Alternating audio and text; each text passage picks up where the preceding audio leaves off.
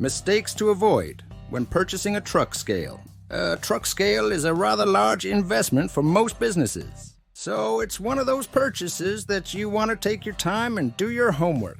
Needing a truck scale in a hurry is not a good situation to be in, especially since most purchasing managers have never been involved in choosing and installing a 80-foot-long scale for weighing trucks. So you're probably wondering, what mistakes should folks look to avoid? Well, here are a few to think about.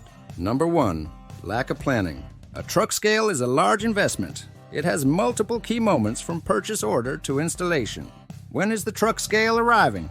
Do we have power at the scale location? Are all the cables and conduits ready? Is the customer ordering the crane to offload the scale? When does the crane need to be there? Basically, the customer point of contact and the scale installer need to discuss the timeline, so there are no huge surprises. Number 2. Overlooking the scale location.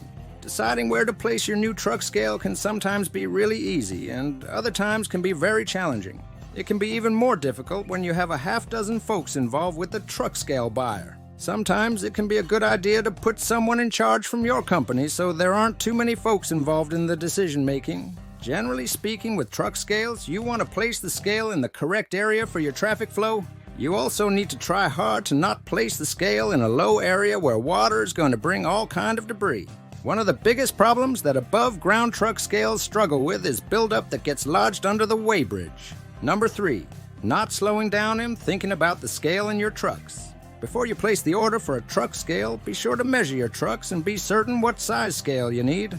Most customers choose a 70, 80, or 100-foot-long truck scale.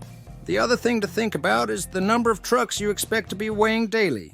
Think about what this number will be 5 years from now. In other words, if you think that you'll eventually be weighing well over 250 trucks a day, don't buy a light-duty truck scale. Number 4. Not investing the money. All of us can find cheaper alternatives for just about everything. Just remember, this truck scale that you're looking to purchase should ideally be designed to last you for decades. Don't be afraid to spend a little more money now to get a scale that might last an extra 5 or 10 years. We see cheap scales every day. There are some scale manufacturers, especially overseas, that can cut corners like you wouldn't believe. But do you really want to purchase a cheap truck scale that is built on price and reaching a certain price point? Instead, we recommend that you focus on quality and the overall lifespan of the scale.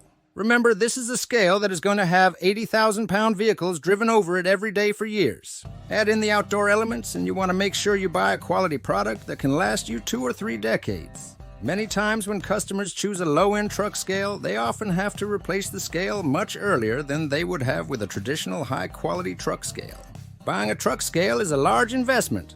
It's something that most folks only do once or twice in their professional career.